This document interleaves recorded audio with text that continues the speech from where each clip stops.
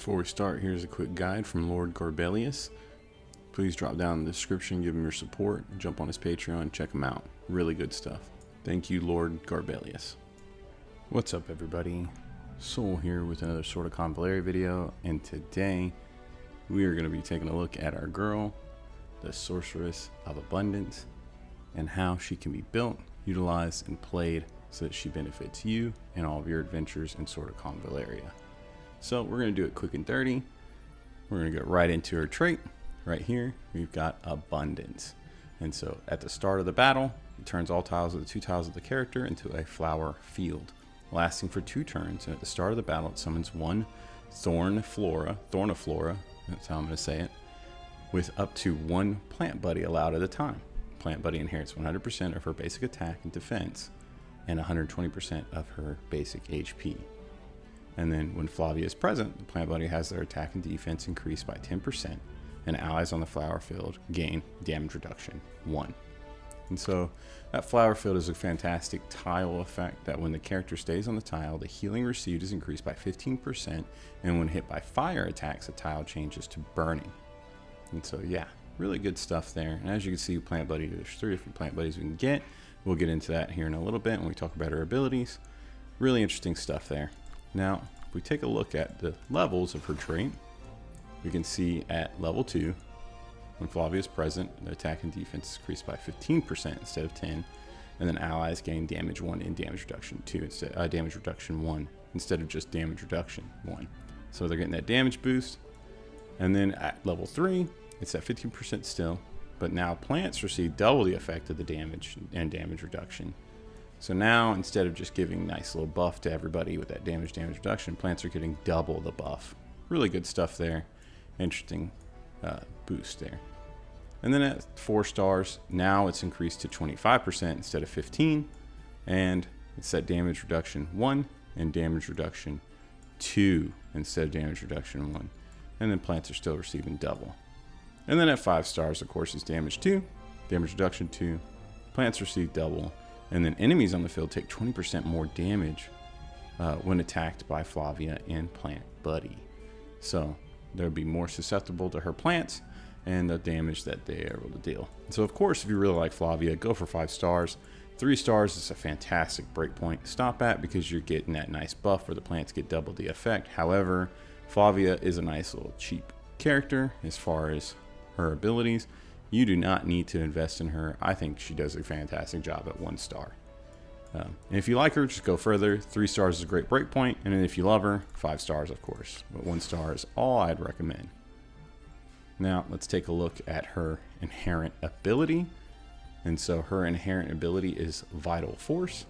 Vital Force is right here. We've got 3 different choices. You've got Vital Force Bloom. So this grants attack 2 and crit 2 to the character for 3 turns. If the target is a summoned plant buddy, it transforms them into a Thorniflora and changes its bloom into Glorious Bloom. And so Glorious Bloom is a nice big AoE attack. And yeah, Thorniflora is the PvP flower. Really good stuff. It's the red one. You know, I'm sure I'll have a little clip of video playing it right here. It's really good stuff. Vital Force Nourish is a single target healing ability that deals 80% of her magic attack and grants magic defense 2 to the target for 3 turns. If the target is a summoned plant buddy, it transforms them into a Sumiflora. And so that's the white flower. Really good stuff right there. And yeah, this is the healing flower. Good little decent healing ability. Be able to pop right there. And then Vital Force Shelter grants the target a physical shield equal to 100% of Flavia's magic attack and physical defense 2 for 3 turns. If the target is a summoned plant buddy, it transforms them into a Lunaflora, which is the blue flower. Good stuff right here. Physical shield's a really nice ability to be able to cast on people at whim, and this is basically up every turn. It just costs multiple energy to use. I believe it's 3. We'll take a look at it. But yeah, really good stuff. Constantly up. You just need all the energy in the world to supply it, which you're able to have from other abilities. We'll talk about that in a little bit. And then of course, if you don't have a plant buddy, you can only do it 1 time, but you get that ability Vital Seeds, and this summons 1 Thorniflora nearby, and it can be used up to 1 time per battle. And so yeah, It allows you to resummon her plant buddy to join the fray again and get back into action. Really good stuff there. Let's take a look at the ranks. And so here at rank 1 on the left, you've got Earth's Blessing. This is a support. It's an AoE. It grants a move 1 and Earth's Blessing, which allows you to basically turn all tiles crossed into a flower field. Really good stuff. And grants immunity to move down effects on all allies with 3 turns, tiles of the target's range. And then all effects last for 2 turns. So AoE, plant move up, Earth's Blessing, and immunity to move down. Interesting, good stuff. I'm sure there's going to be battles where this is going to be really, really clutch, and it's going to really make or break or help. I mean, of course, those challenge battles and things like that. This tile does overtake lava tiles and stuff like that, so it's really, really nice. It's really, really good, useful.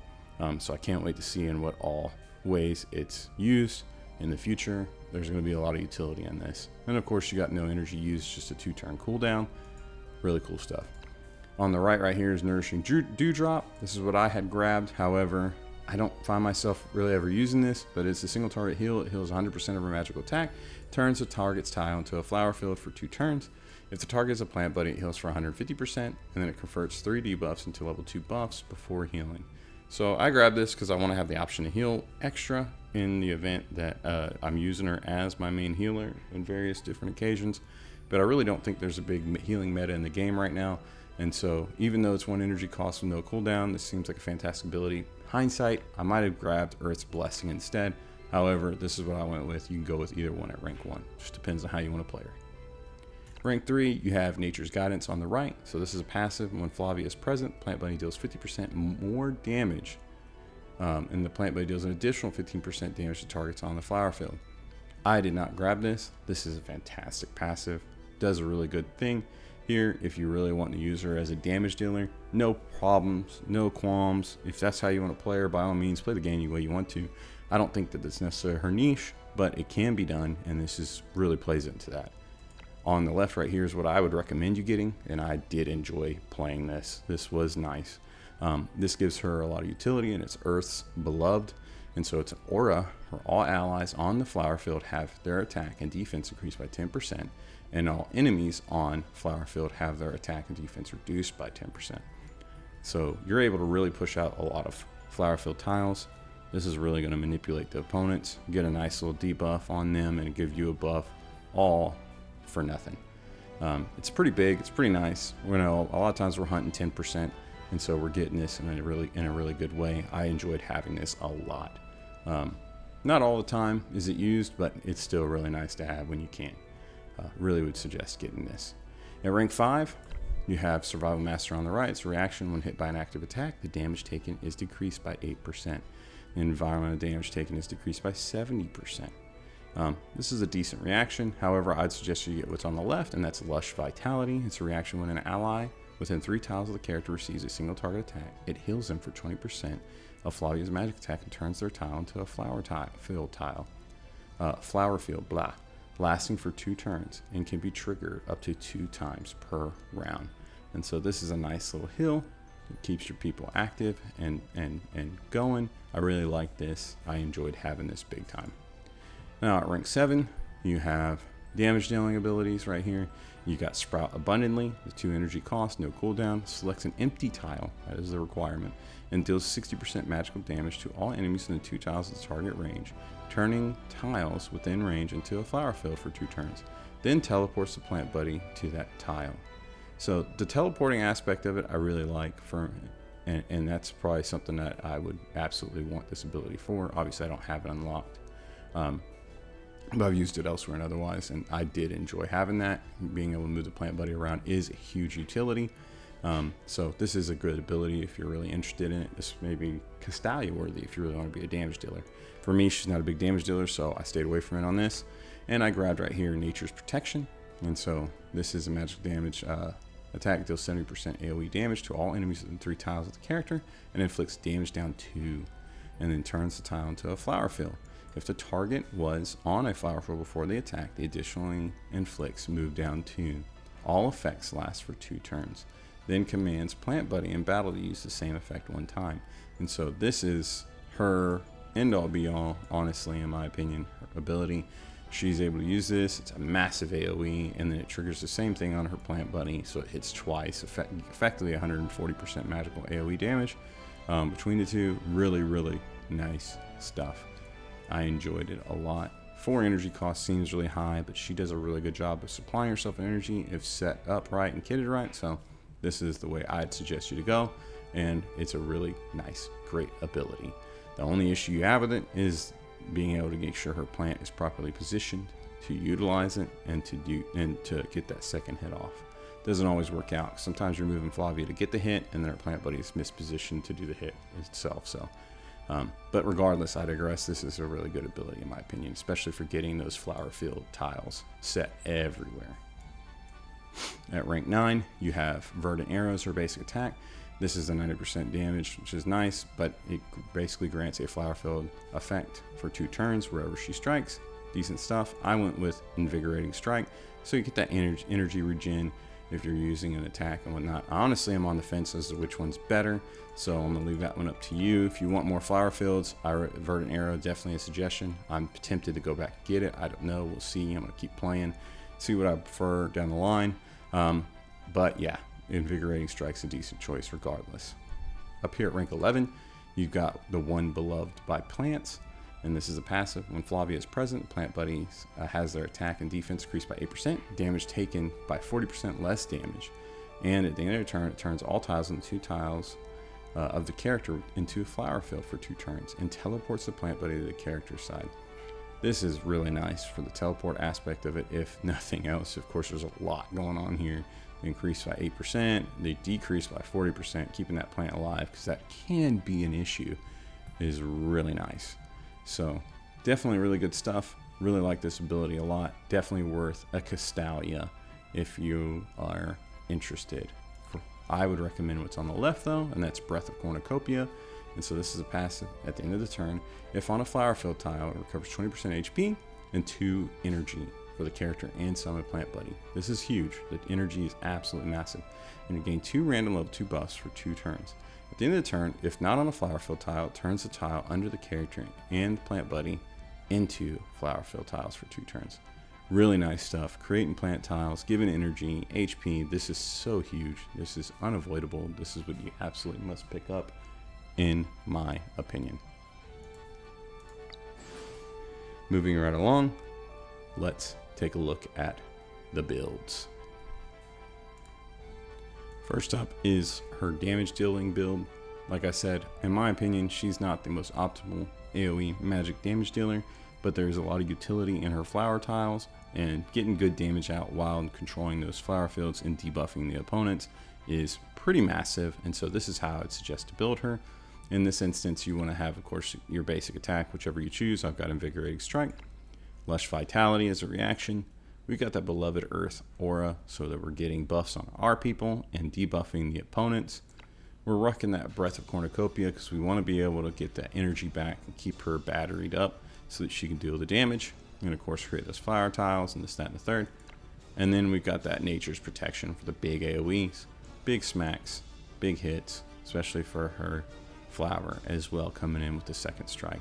Now, the meat and bones of it is the weapons. I would not suggest her signature weapon on this. For me, I'd go with Diffusing Prism. I really like that piercing damage we're doing with the bonus AoE magic damage and this, that, and the third. I really like this weapon. I think it's great for this choice. And then Origin Hourglass, what I would suggest, just for the pure magic attack bonus you're getting and you're granting to your plant as well. And of course, you've got, that immunity to move down and then speed down. It's really decent stuff here. Origin Hourglass is a fantastic choice.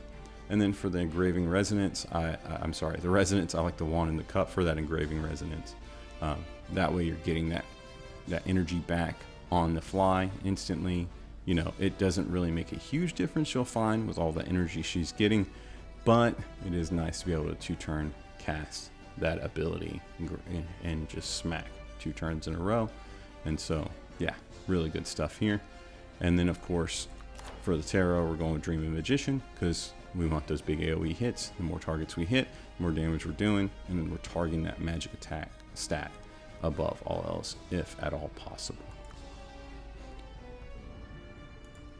The next build that I have right here is what I would suggest running her at all times, and you can modify it slightly if you want to run some heals primarily. However, this is general use / healing, and so this is Invigorating Strike as our basic attack. We got that Lush Vitality as a reaction. We picked up Vital Force here because we want to be able to do all of the above as far as the buffs, the shielding, and the healing. It's really important. Of course, we're still rocking that Breath of Cornucopia because we've got to keep her supplied with the energy, and of course we're getting the buffs there. And then I like to keep Nature's Protection for my general play and everything that I do.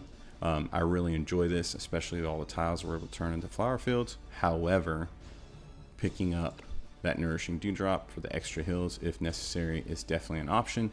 It is a nice, cheap, powerful heal, and so this is a fantastic choice. But for general play, I love Nature's Protection and having it at all times. This is where we come in and we grab her Life Fondness, her staff right here, signature weapon. We want to run this as in her general setup and her healing setup. And then, as you can see, we're going to roll over here, Old Scrolls of August. This is a fantastic item on her. Just really, really powerful and useful. Getting that the level 2 buff is great, but that speed up is really massive.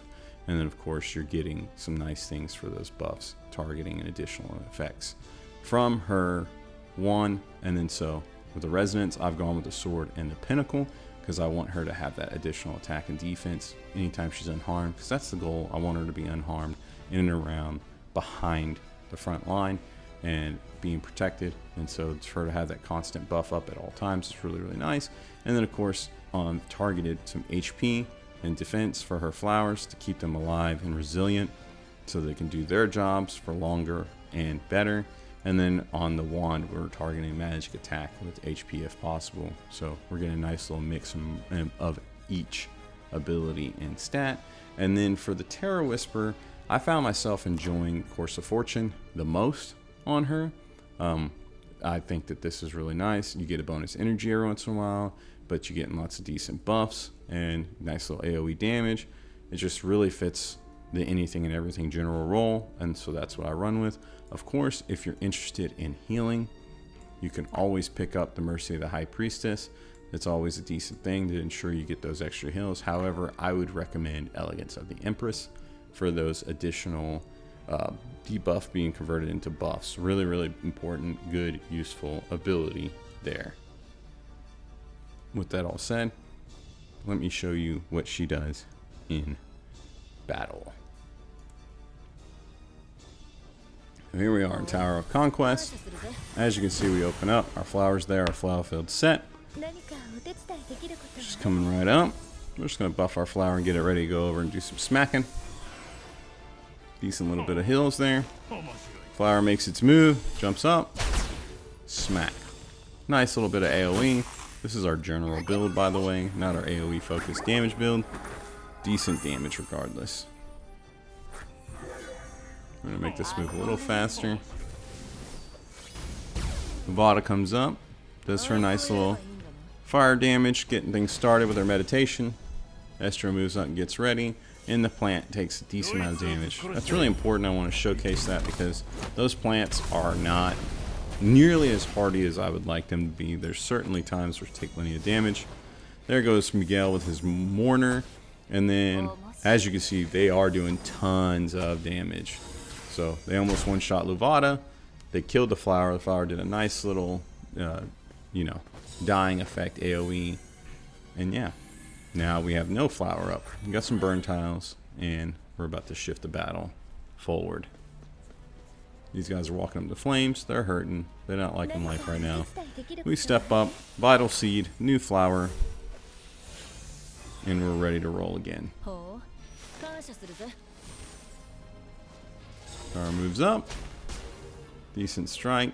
Nothing too huge or good to write, nothing great to write home about, but it's decent. Here comes our big hit from Luvada.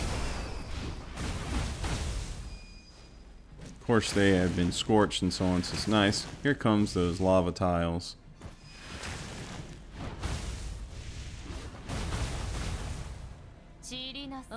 Plenty to write home about right there from Luvada. Really good stuff.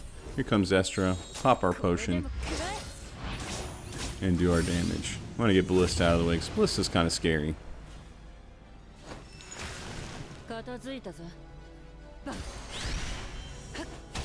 Trigger a reaction right there.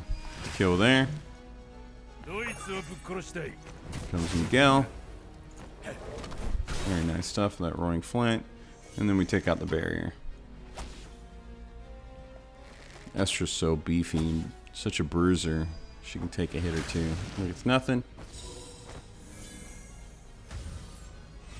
Oh, we're gonna move Flavia up. Teleporter. And we're gonna use our big ability here. And all those lava tiles are gone. Enemy has now been smacked, and then the flower does the same, giving us more. Love it. Lava tiles are not an issue anymore. We are gooch. Use the flower to destroy the box just because I have, I want something to hit. It's nowhere. It's out of position, so there's nothing else you can do. Move up, get that iron pot stew, Coco, and on forward with the damage with Levada. Nice, easy, simple fight. Helped to be controlled by Flavia. And so there you have it. That's my example of Flavia. One way that you can play her amongst many. I really like what she can do as far as controlling tiles. That's why I showcased this fight out of all the fights I've been doing and had the choices. I really like that one to kind of give you an example of not only how weak her flowers can be, and so that's a concern, right? But also to show how she can manipulate and control the battlefield as far as taking care of those tiles and creating opportunities for your opponent, your allies, and to taking away the opponent's abilities and opportunities. She can, if you set her up with it, with the aura, she can do a lot more with those flower tiles too. It's really, really nice. So you're able to create so many of them as you can imagine. You're just debuffing them for free and buffing your team for free just with that. So really, really nice stuff. A lot of fun. Flavia's got so much utility. It's out the wazoo, as it's shown in my rating of her. Make sure you go check that video if you haven't seen it already. Her rating is through the roof in this way, and she is living it as I'm playing her. I absolutely can see it. Really powerful character, a good demonstration of the power creep and how characters are just rolling out and are way more robust than the older characters that were there at the conception of the game. So, with that all said, thank you for watching. I hope this has been a benefit to you and helps you in your gameplay of Sword of Convallaria. Make sure you drop me a like and a subscribe, and a huge shout out and thank you to my Patreon members for allowing me to make this content, to pull these characters like Flavia so I can get these guides out and everything else. And yeah, thanks so much for watching. Make sure you check out that Discord link and Patreon link down below. Love to have your support. It really helps the channel. And then our Discord was where we talk about all things Sword of Convallaria and then some. We'd love to have you with us. Thank you so much again. Can't stress it enough. I'm so grateful for this community and all the support I've had. It means the world to me. I wish you the best and all the luck in Sword of Convallaria. Thank you, thank you, thank you. And until next time, I'll catch you later. Bye.